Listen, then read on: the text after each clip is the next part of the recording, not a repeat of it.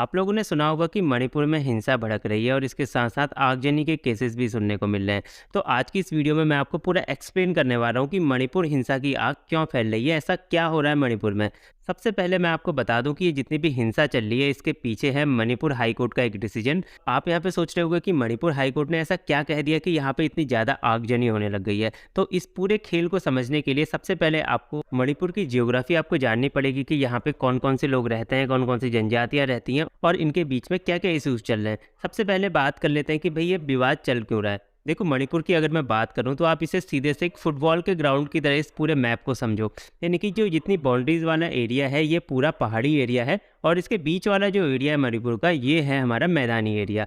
यहाँ पे ज़्यादा पॉपुलेशन रहती है और ये पहाड़ी एरियाओं में कम पॉपुलेशन रहती है। जैसे आपने उत्तराखंड में देखा होगा वैसे ही आप समझ लीजिए। अब प्रॉब्लम कहाँ पे हो रही है ये मैं आपको बता देता हूँ। देखो, मणिपुर में क्या है कि एक समुदाय है जिसका नाम है मैतेई समुदाय और इसकी आबादी कितनी है, 64% से भी ज़्यादा है। मतलब आप मान लो कि मणिपुर में अगर 100 लोग रहते हैं तो 100 में से 64 लोग जो है मैतेई समुदाय से बिलोंग करते हैं और जो बाकी 35-36 लोग बच गए वो लोग बाकी जितनी भी जनजातियां हैं उनसे बिलोंग करते हैं। सीधी सी बात है, मैतेई समुदाय की आबादी ज़्यादा है तो इनकी विधानसभा सीटें भी ज़्यादा होंगी और मणिपुर में टोटल 60 विधानसभा सीटें हैं और 60 में से 40 विधानसभा सीटें ऐसी हैं जो मैतेई समुदाय के लोगों के अंतर्गत आती हैं। मतलब सीधी सी बात है, एक अच्छी खासी मेजोरिटी मैतेई समुदाय के लोगों के पास है।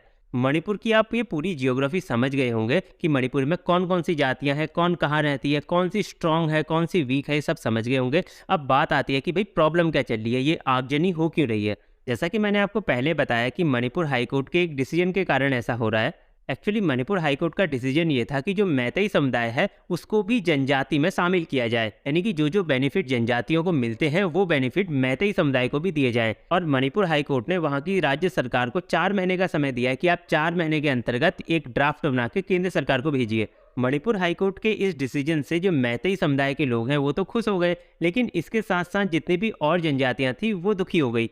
मणिपुर की जो बाकी जनजातियां हैं मैतेई के अलावा, उनको ये डर है कि अगर मैतेई को भी जनजाति का दर्जा मिल जाएगा तो उनके लिए नौकरियों के अवसर कम हो जाएंगे और वे पहाड़ों पे भी जमीन खरीदना शुरू कर देंगे। ऐसे में जो बाकी जनजातियां हैं वो हाशिए में आ जाएंगी और वो और गरीब होती चली जाएंगी। इसके अलावा कुछ लोगों का ये भी कहना है कि मैतेई समुदाय के लोगों को पहले से ही SC ST पिछड़ी जाति EWS ये सारे आरक्षण मिल रहे हैं। अगर उन्हें जनजाति कोटे के अंदर लाया जाता है तो उन्हें और भी ज़्यादा बेनिफिट्स मिलेगा, इससे हमारा हक मारा जाएगा, ऐसा बाकी जनजातियों का सोचना है। और इसी वजह से मणिपुर की ये पूरी हिंसा, आगजनी, ये सब कुछ हो रही है। इसी के साथ साथ मैं आपको यहाँ पे बता देता हूँ कि केंद्र सरकार ने मणिपुर में आर्टिकल 355 लगा दिया है। इसका मतलब होता है राष्ट्रपति शासन। एक्चुअली इस राष्ट्रपति शासन में जो सरकार है उसे इस्तीफा देने की कोई ज़रूरत नहीं होती। एक्चुअली होता क्या है कि जो वहाँ की राज्य सरकार है उसके हाथों से जो पुलिस का कंट्रोल है वो छीन लिया जाता है। यानी कि अब मणिपुर में जो पुलिस का कंट्रोल है वो केंद्र सरकार के हाथों में रहेगा। केंद्र सरकार अपने हिसाब से पुलिस को चलाएगी। मणिपुर में हिंसा क्यों हो रही है इसका असली कारण आप समझ गए होंगे। अगर आपको ये वीडियो अच्छा लगा तो हमारे चैनल को सब्सक्राइब कीजिए, वीडियो को लाइक कीजिए और जुड़े रहिए ऐसे ही वीडियोस के लिए हमारे इस चैनल के साथ।